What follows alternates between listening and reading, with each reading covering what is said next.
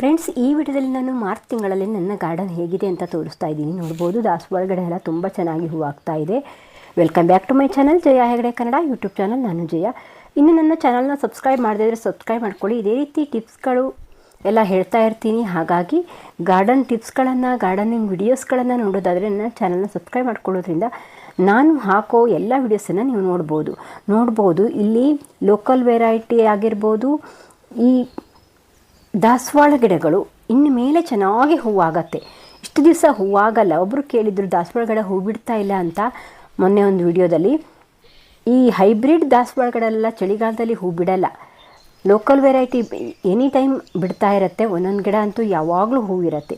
ಆದರೆ ಈ ಹೈಬ್ರಿಡ್ ದಾಸವಾಳ ಗಿಡಗಳಲ್ಲಿ ಮಾರ್ಚ್ ನಂತರ ಏಪ್ರಿಲ್, ಮೇ, ಜೂನ್ ಈ ಟೈಮಲ್ಲಿ ಹೆಚ್ಚಾಗಿ ಹೂ ಬಿಡುತ್ತೆ. ಹಾಗಾಗಿ ಇನ್ನು ಮುಂದೆ ಚೆನ್ನಾಗಿ ಹೂ ಬಿಡುತ್ತೆ. ಅದಕ್ಕೆ ನೀವು ಫರ್ಟಿಲೈಸರನ್ನು ಕೊಡ್ತಾ ಬನ್ನಿ. ಈ ತರಕಾರಿ ಸಿಪ್ಪೆ, ಈ ರೀತಿ ಬಾಳೆಹಣ್ಣು ಸಿಪ್ಪೆ, ಈ ರೀತಿ ಪೊಟ್ಯಾಶ್ ಇರುವಂಥ ಫರ್ಟಿಲೈಸರನ್ನು ಕೊಡ್ತಾ ಬಂದರೆ ಹೆಚ್ಚು ಹೂ ಬಿಡುತ್ತೆ. ಹಾಗೆ ನೋಡಿ, ನೀರ್ಸೋಣೆ ಗಿಡದ ಆರೈಕೆನ ನಾನು ಹೇಗೆ ಮಾಡೋದು ಅಂತ ಹೇಳಿದ್ದೀನಿ. ಕಟಿಂಗ್ ಹಾಕೋದಾದರೆ ನೀವು ಜನವರಿದ್ರೊಳಗಡೆ ಹಾಕ್ಕೋಬೇಕು. ಇನ್ಮೇಲೆ ಅದನ್ನು ರಿಪೋರ್ಟಿಂಗ್ ಮಾಡಿದರೂ ಪರವಾಗಿಲ್ಲ. ಅದನ್ನು ಮತ್ತೆ ಮಣ್ಣನ್ನು ಹಾಕ್ತಾಯಿರಿ, ಕಟಿಂಗನ್ನು ಹಾಕ್ತಾಯಿರಿ. ಹಾಗೆ ನೋಡಿ, ಜಿರೇನಿಯಂ ಇನ್ನೂ ಹೆಚ್ಚು ಹೂ ಬಿಡುತ್ತೆ. ಬಿಸಿಲಲ್ಲಿಟ್ಟರೂ ಕೂಡ ಪರವಾಗಿಲ್ಲ. ಇದು ಸೀಡ್ಸಿಂದ ಕೂಡ ನಾವು ಈ ಜಿರೇನಿಯಮನ್ನು ಗ್ರೋ ಮಾಡ್ಕೋಬೋದು. ನೋಡ್ಬೋದು, ಇಲ್ಲಿ ಸೀಡ್ಸ್ ಆಗಿದೆ. ಕೆಲವೊಂದು ಗಿಡ ಹೂವು ಒಣಗಿದೆಯಲ್ಲ, ಅದರೊಳಗಡೆ ಬೀಜ ಆಗಿದೆ. ಆ ಬೀಜವನ್ನು ತೆಗೆದು ನಾವು ಎಲ್ಲಾದರೂ ಹಾಕ್ಕೊಂಡ್ರೆ ಅದು ಸಸ್ಯ ಆಗತ್ತೆ. ಇಲ್ಲಿ ನೋಡಿ, ಈ ರೀತಿ ನೋಡಿ, ಇದರಲ್ಲಿ ಸೀಡ್ಸ್ ಆಗಿದೆ.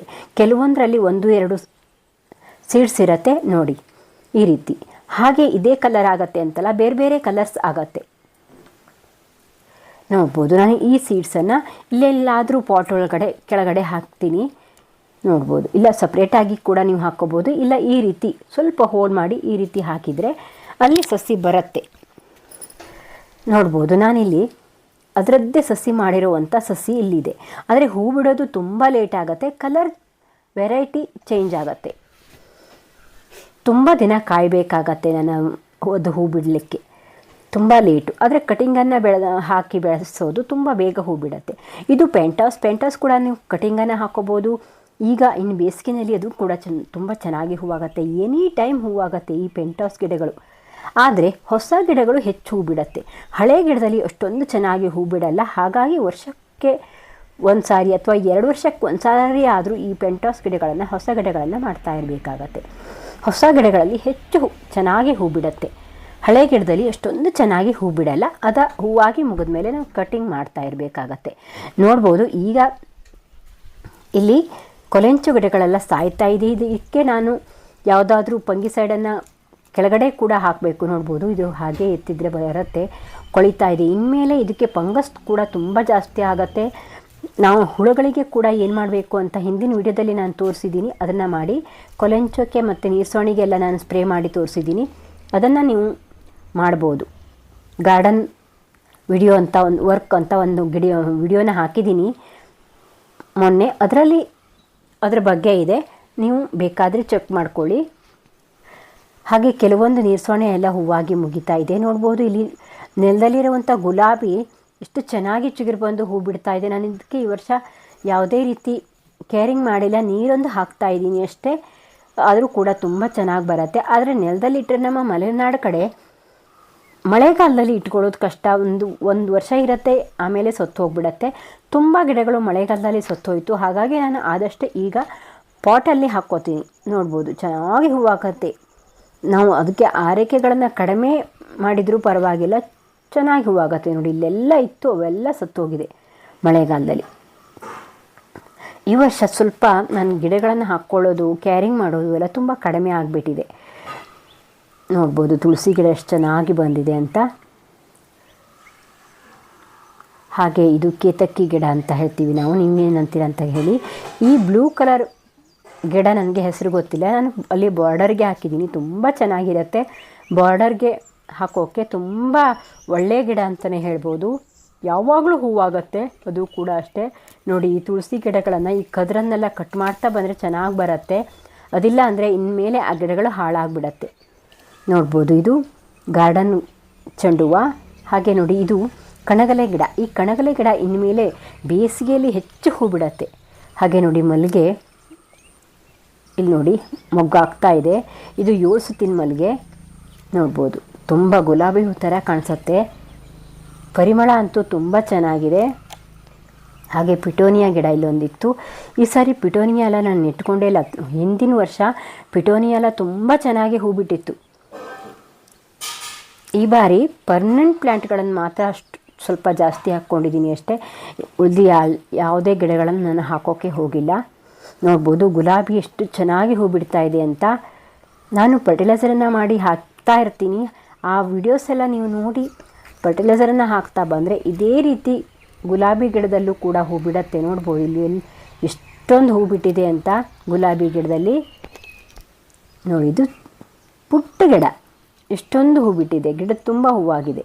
ಈ ರೀತಿ ಹೂವಾಗತ್ತೆ ನೋಡ್ಬೋದು. ನಾವು ಆ ಹೂವಾಗಿ ಮುಗಿದ ಮೇಲೆ ಅದನ್ನು ಕಟ್ ಮಾಡ್ತಾ ಇರಬೇಕಾಗತ್ತೆ. ಎಲ್ಲ ಗಿಡದಲ್ಲೂ 1-2 ಹೂವಂತೂ ಇದ್ದೇ ಇದೆ ನೋಡ್ಬೋದು. ಇದೆಲ್ಲ ಒಂದು ಸರಿ ಹೂವಾಗಿ ಮುಗಿದಿದೆ. ಇನ್ಮೇಲೆ ಅದನ್ನೆಲ್ಲ ಕಟ್ ಮಾಡಬೇಕು. ಉದುರಿದೆ ನೋಡ್ಬೋದು ಇಲ್ಲಿ. ಇದನ್ನ ಬ್ರ್ಯಾಂಚಸ್ ಇಲ್ಲಿ ಕಟ್ ಮಾಡಬೇಕು. ನಾನು ಮೊನ್ನೆ ಯಾವುದೋ ಒಂದು ವಿಡಿಯೋದಲ್ಲಿ ಇದ್ರ ಹೂವಾಗಿರೋದನ್ನು ಹಾಕಿದ್ದೀನಿ ಅಂತ ಅನಿಸುತ್ತೆ. ತುಂಬ ಹೂವಾಗಿತ್ತು. ಈಗ ಹೂವಾಗಿ ಮುಗಿಯುತ್ತಾ ಬಂತು. ಈ ಬೇಸಿಗೆನಲ್ಲಿ ಹೂ ಬೇಗ ಹಾಳಾಗಿಬಿಡತ್ತೆ. ಬಿಸಿಲಿಗೆ ಬಾಡೋಗಿಬಿಡತ್ತೆ. 1 ದಿನ 2 ದಿವಸಕ್ಕೆಲ್ಲ ಹೂ ಬಾಡೋಗಿಬಿಡತ್ತೆ. ಹಾಗಾಗಿ ನಾವು 2 ಗಂಟೆಗಳ ಕಾಲ ಬಿಸಿಲು ಬರೋವಂಥ ಜಾಗದಲ್ಲಿ ಇಟ್ಟುಕೊಂಡ್ರೆ ಹೂ ಹಾಗೇ ಇರುತ್ತೆ. ಇದು ನೋಡಿ ಬೋಗನ್ವಿಲಿಯಾ ಅಂತೂ ಎಷ್ಟು ಚೆನ್ನಾಗಿರುತ್ತೆ ನೋಡ್ಬೋದು. ಎಷ್ಟು ಚೆನ್ನಾಗಿ ಹೂವಾಗಿದೆ. ಇದು ಹೂ ಬಾಳೋದೇ ಇಲ್ಲ. ಅದು ಹಳಸಿದ ಮೇಲೆ ಹೂ ಉದುರೋದು ನೋಡ್ಬೋದು. ಇಲ್ಲೆಲ್ಲ ದಾಸವಾಳ ಕೂಡ ಮೊಗ್ಗು ಬಿಡ್ತಾ ಇದೆ. ಇದೆಲ್ಲ ಹೈಬ್ರಿಡು. ಇನ್ಮೇಲೆ ಹೂ ಬಿಡತ್ತೆ. ಹೈಬ್ರಿಡ್ ದಾಸವಾಳ ಎಲ್ಲ ಮೊಗ್ಗು ಉದುರೋದಲ್ಲ. ಅದು ಒಂದೊಂದು ವಾತಾವರಣದ ಮೇಲೆ ಇರುತ್ತೆ. ಅದಕ್ಕೆ ತುಂಬ ಕಾರಣಗಳಿರುತ್ತೆ. ಮುಂದಿನ ಯಾವುದಾದ್ರು ವಿಡಿಯೋದಲ್ಲಿ ನಾನು ಮಾಡಿ ತೋರಿಸ್ತೀನಿ. ಇನ್ನೊಂದಷ್ಟು ಕಾಮೆಂಟಿಗೆಲ್ಲ ನಾನು ವಿಡಿಯೋನೇ ಮಾಡೋಣ ಅಂತ ಅಂದ್ಕೊಂಡಿದ್ದೀನಿ. ನೋಡೋಣ, ಸ್ವಲ್ಪ ಟೈಮ್ ಅಡ್ಜಸ್ಟ್ ಮಾಡಿಕೊಂಡು ಮಾಡ್ತೀನಿ.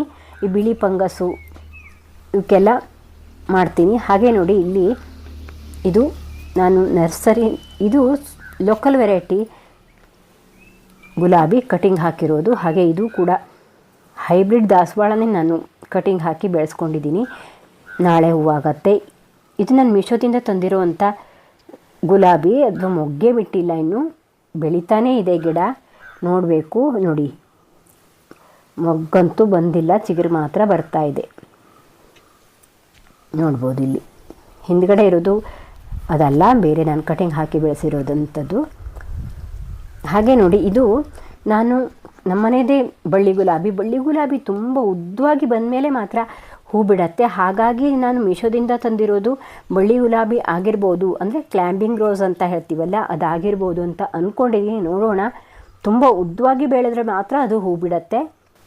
ನಿಮಗೆ ಯಾವುದಾದ್ರೂ ಗೊಬ್ಬರ, ಭತ್ತದ ಹೊಟ್ಟು ಎಲ್ಲ ಬೇಕಾದರೆ ಆನ್ಲೈನ್ ಲಿಂಕನ್ನು ಡಿಸ್ಕ್ರಿಪ್ಷನಲ್ಲಿ ಹಾಕ್ತೀನಿ, ಬೇಕಾದರೆ ತರಿಸ್ಕೊಳ್ಳಿ. ಬಿಡತ್ತೋ ಇಲ್ವೋ ಅಂತ ಗೊತ್ತಿಲ್ಲ ನನಗೂ ಕೂಡ. ನಾನು ಫಸ್ಟ್ ಟೈಮ್ ತರಿಸ್ಕೊಂಡಿರೋದು. ತುಂಬ ಜನ ನಾನು ತರಿಸಿದ ಮೇಲೆ ತರಿಸ್ಕೊಂಡು ಇದ್ದಾರೆ. ಚೆನ್ನಾಗಿ ಬಂದಿದೆ ಅಂತ ಹೇಳಿದ್ದಾರೆ, ಆದರೆ ಹೂ ಬಿಟ್ಟಿಲ್ಲ. ಯಾರಾದರೂ ಹೂ ಬಿಟ್ಟವರಿದ್ದರೆ ನನಗೆ ಕಾಮೆಂಟ್ ಮಾಡಿ. ಹಾಗೆ ನೋಡಿ ನೀರು ಸೋಣೆ ಗಿಡಗಳೆಲ್ಲ ಇಷ್ಟು ಚೆನ್ನಾಗಿ ಬರ್ತಾ ಇದೆ. ಇನ್ಮೇಲೆ ಒಂದೊಂದು ಗಿಡ ಸತ್ತೋಗ್ಬಿಡತ್ತೆ. ನಾವು ಏನೂ ಮಾಡೋಕ್ಕಾಗಲ್ಲ. ಕೆಲವೊಂದು ಪ್ರಿಕಾಷನ್ ತೊಗೊಂಡ್ರೆ ಕೆಲವೊಂದು ಗಿಡಗಳು ಮಾತ್ರ ನಾವು ಉಳಿಸ್ಕೋಬೋದು ಅಷ್ಟೇ. ನಾನು ಆದರೆ ಹೇಗೆ ಮಾಡೋದು ಅಂತ ಒಂದು ವಿಡಿಯೋ ಹಾಕಿದ್ದೀನಿ, ಬೇಕಾದರೆ ನೋಡ್ಕೊಳ್ಳಿ. ಈ ಮಾರ್ಚ್ ತಿಂಗಳ ನನ್ನ ಗಾರ್ಡನ್ ಹೇಗಿದೆ ಅಂತ ಕಾಮೆಂಟ್ ಮಾಡಿ. ಹಾಗೆ ಇನ್ನೂ ನನ್ನ ಚಾನಲ್ನ ಸಬ್ಸ್ಕ್ರೈಬ್ ಮಾಡದೇ ಇದ್ದರೆ ಸಬ್ಸ್ಕ್ರೈಬ್ ಮಾಡ್ಕೊಳ್ಳಿ. Thank you for watching. Bye. ಮುಂದಿನ ವಿಡಿಯೋದಲ್ಲಿ ಸಿಗ್ತೀನಿ.